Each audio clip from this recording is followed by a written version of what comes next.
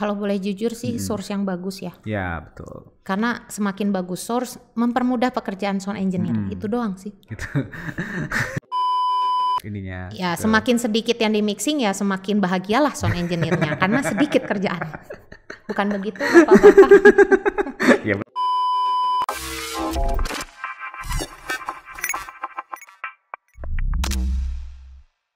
Oke, teman-teman LPDK, kali ini kita akan ngulik satu equipment lagi dalam dunia audio. Nah, ini udah langsung kelihatan ya ini apa gitu ya. Yang jelas bukan buat dipakai buat masak gitu ya. Bukan. Ini audio mixer ya. Ini semi digital ya kalau Kak Regina bilang ya. Mungkin jadi ini. Nah, sebagai orang yang suka ngulik-ngulik nih, nanti kita akan bahas.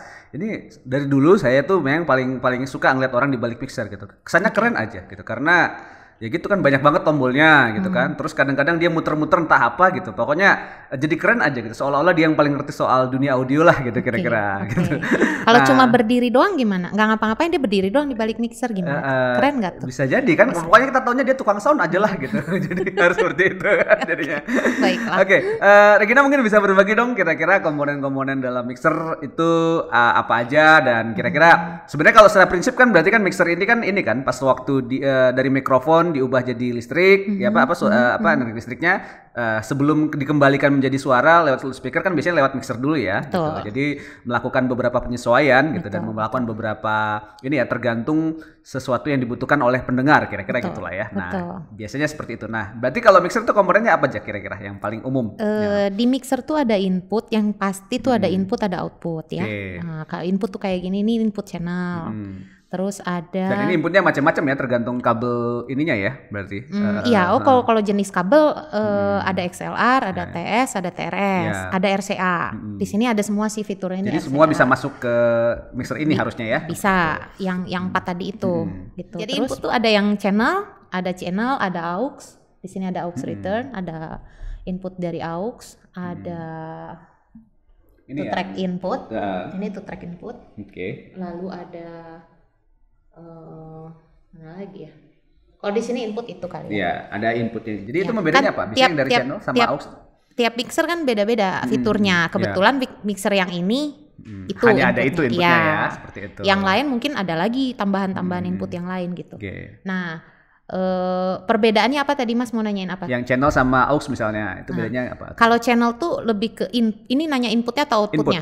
Inputnya. Kalau channel tuh per instrumen gitu dimasukin ke sini. Hanya di channel ini aja.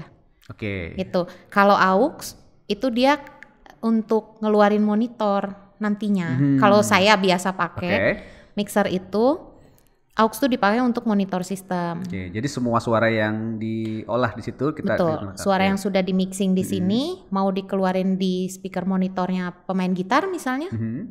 Si pemain gitar mau pakai apa? Misalnya dia pengen ada drum, bass, vokal doang. Tapi dia nggak mau keyboardnya masuk. Berarti channel yang kita buka hanya drum, bass sama vokal doang. Jadi si keyboardnya ditutup ya, nggak di ini. Ya, yang keyboard jangan dibuka aux-nya, termasuk instrumen yang lain. Hanya yang dia mau aja. Nah, itu fungsinya kalau aux-en. Kalau yang ini tadi apa? Misalnya kayak ini ya, input dari ini biasanya dari ini ya, perangkat yang lain ya yang sudah. Ya, kalau ini tuh dari bisa yang pasti konektornya RCA kan. Nah, input dari mananya misalnya output dari mananya misalnya kayak dari playback dari MP3 player gitu ya. Atau DVD player itu bisa ke sini yang pakai RCA gitu. Tapi kalau misalnya dia konektornya pakai XLR ya ke sini atau pakai TS. Ini kan ada yang inputnya ada yang TS-nya ini. Jadi dia ada 2 jenis, ada XLR, ada TS-nya. Itu tadi soal input ya. Apalagi komponen yang lain kalau di mixer berarti ada ini kan? Berarti ini buat ya, ini untuk EQ, ini equalizer. Equalizer itu fungsinya untuk mengequalkan. Ngolah-ngolah lah ya, ngulik-ngulik kalau bahasa ininya. Meratakan gitu, mungkin ya gitu. Itu fungsinya EQ. Lalu di sini ada efek. Mixer ini punya fasilitas efek gitu ya, efek bawaannya. Ya meskipun tidak sebagus efek yang ada di khusus ya, yang hardware khusus gitu. Tapi lumayan lah kalau untuk job-job yang sederhana. Ini panning. Panning itu fungsinya untuk meng-assign Si suara yang keluar mau left, mau ke speaker yang left, atau mau ke speaker yang right. Gitu. Ini fungsinya panning. Lalu di sini ada tombol mute untuk menghidup matikan channel ini doang. Ya. Lalu di sini ada tombol mix, yang artinya mengassign sinyal dari channel ini ke mixer out. Gitu. Lalu di sini ada 12 ini tujuannya adalah mengassign sinyal yang masuk ke grup. Ini kan grup 1-2. Nah, ada juga mixer yang 3-4, 5-6, berarti grupnya banyak. Gitu. Itu maksudnya apa teh? Kalau misalnya kalau ada grupnya seperti itu berarti bisa. Grup itu fungsinya untuk kalau saya gitu ya. Kalau saya menggunakan grup itu untuk menyatukan beberapa channel, mempermudah nge-mixing beberapa channel gitu. Misalnya di sini ada 4 biola. Gitu ya. Sama-sama instrumen biola masuk di situ semua. Terus 4 channel biola. Lalu bunyinya sama, maininnya sama gitu ya. Saya tinggal mixing dulu supaya frekuensinya tepat gitu, suara yang didengarnya enak. Begitu sudah nyaman, sudah enak, saya grup supaya mixingnya lebih mudah. Jadi di sini fadernya cuma dibuka misalnya segini semuanya misal ya. Lalu tiba-tiba misalnya si panitia ini biolanya kekerasan misalnya, saya bisa turunin dari sini doang. Jadi nggak perlu satu-satu ya. gitu loh. Betul. Mempermudah pekerjaan sound engineer sih kalau menurut saya untuk grup ya. Dan semakin kompleks mixer biasanya lebih banyak ya grupnya. Iya jelas. Grup ada ya tergantung mixer ya kan. Tiap mixer beda-beda fasilitasnya. Kalau yang ini itulah gunanya. Lalu di sini ada tombol PFL nih. Wah apa tuh? Di sini ditulisnya solo. PFL itu pre-fader listen. PFL. Ini fungsinya adalah untuk mendengarkan dulu kualitas sinyal yang masuk di awal. Jadi sebelum mute ini dibuka, kita begitu nyolokin channel tersebut, kita langsung PFL dulu, cek sinyalnya, levelnya sampai mana. Jangan sampai peak. Kita atur di gainnya, gainnya di sini. Kalau mixer ini gainnya di sini, gitu. Nanti kalau udah terlihat headroom atau terdengar headroom di headphone kita, barulah kita bisa buka mute-nya. Begitu. Ini juga ada low cut. Tombol low cut itu fungsinya adalah memotong frekuensi. Kalau di sini ada 75 Hz, berarti 75 Hz ke bawah itu di cut. Gitu. Jadi itu nggak akan masuk? Enggak. Di mixer ini. Ada juga mixer yang 100, ada yang 120 ya, beda-beda. Di sini 75 Hz. Berarti 75 Hz ke bawah itu di cut. Jadi biasanya akhirnya ke efek suaranya seperti apa? Berarti frekuensi di 75 ke bawahnya salam hilang. Begitu. Biasanya itu untuk ini ya, hal-hal yang sifatnya noise mungkin jadi hilang ya karena itu ya berarti. Kalau enggak juga sih. Biasanya tuh gini sih, kalau saya nggak tahu sound engineer yang lain. Tapi kalau saya kadang-kadang saya menyelamatkan dengungan. Kadang-kadang di ruangan, kan ruangannya kita nggak tahu ya. Kadang-kadang akustiknya kurang bagus, terus kita pasang channel instrumen bass ke sini atau kick drum ke sini, lalu dia ada gitu loh. Ada humming yang di low frekuensi, nah itu jadi nggak masuk ya? Bisa di-cut di sini. Meskipun ini tidak detail sih sebenarnya. Nah setelah di sini berarti langsung output nih ya berarti? Atau kalau dari channel itu bisa di-assign ke grup, bisa di-assign ke aux, tadi kan sudah ya? Ya betul. Nah, lalu untuk kita nge-mix semuanya, main out-nya di sini. Kontrol utamanya di sini. Ini master volume lah ya berarti. Ini master volume ke main out utama. Nah setelah itu dia akan keluarnya di sini. Ya, kalau sini ini outputnya. Itu konektor outputnya ada di sini kalau fitur mixer yang ini. Dan tergantung tadi lagi ya, speakernya mau pakai kabel yang mana ya biasanya. Kebanyakan sih berarti ini kan. Enggak, kalau ini pakai yang balance sebaiknya pakai yang balance sih. Sebaiknya ya, karena sinyalnya lebih stabil gitu. Dan akhirnya sampailah ke sampailah ke speaker main out. Okay. Kalau untuk monitor ya dari sini. Dari sini yang ya dari auxen yang ini. Gitu. Nah biasanya dalam dunia mixingan gitu, dunia mixingan gitu. Apa sih yang paling perlu diperhatikan sih sebenarnya? Karena kan kebutuhannya masing-masing beda-beda ya. Kadang-kadang ada yang cuma dipakai buat suara gitu kan. Ada kadang-kadang suara bareng sama alat musik, instrumen gitu kan. Ada beberapa yang instrumen yang kadang-kadang mereka punya speakernya sendiri di sana gitu kan. Nah kalau biasanya dalam nge-mix itu dalam menggunakan audio mixer, apa hal yang paling penting untuk dijadikan patokan kalau biasanya selama pengalaman selama ini? Kalau boleh jujur sih source yang bagus ya. Ya betul. Karena semakin bagus source mempermudah pekerjaan sound engineer. Itu doang sih. Gitu.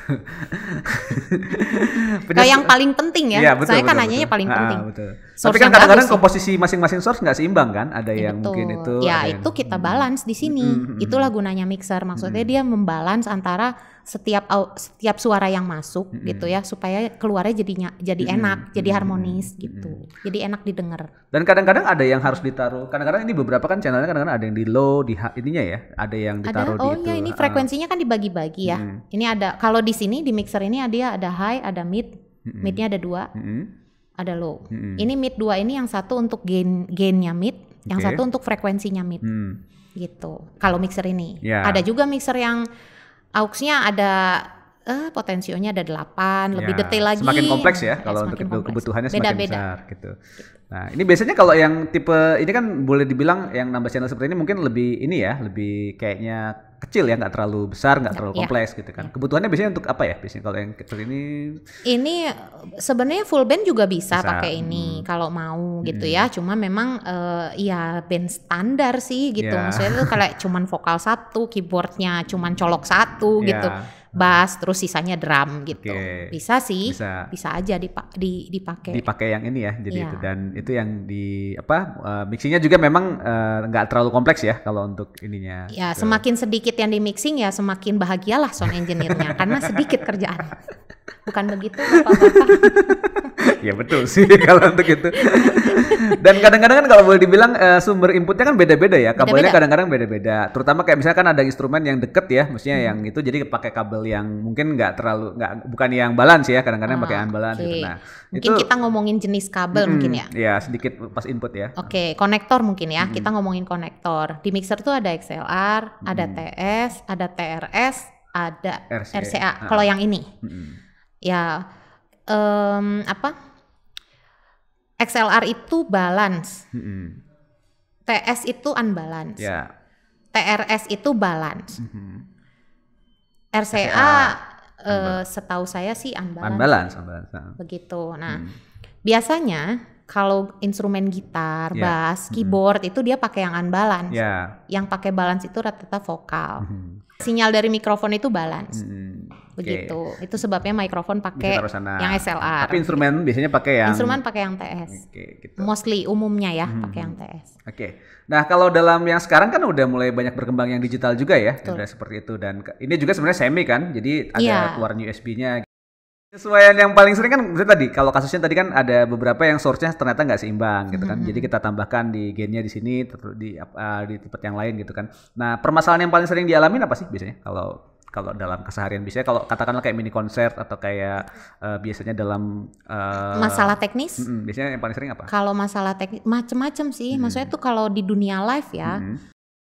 Kalau saya mainnya dunia live, saya recording jarang sentuh. Kalau di dunia live yang saya pernah alami masalah teknis itu banyak sih gitu, baik listrik yang nggak stabil, baik kabel yang jelek kualitasnya, baik konektor yang putus, macem-macem sih gitu. Ada yang kabelnya ternyata nggak ini. Ada yang pemain gitar yang baterainya mati lah, macem-macem sih. Kalau masalah teknis sih macem-macem. Cuman kalau untuk tadi Mas kan tadi mempertanyakan masalah ini balance atau tidak balance. Kalau untuk instrumen memang masuknya ke sini.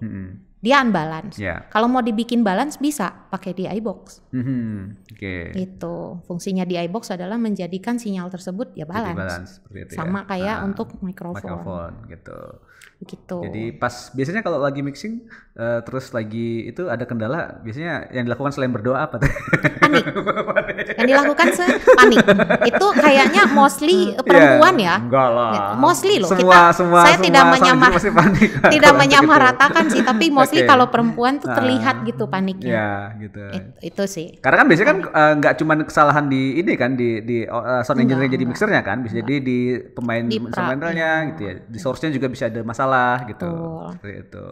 Gitu. Nah, masalah teknis mah kalau untuk di audio ya kan ini equipment ya. Banyak aja masalah teknis. Tinggal gimana kitanya.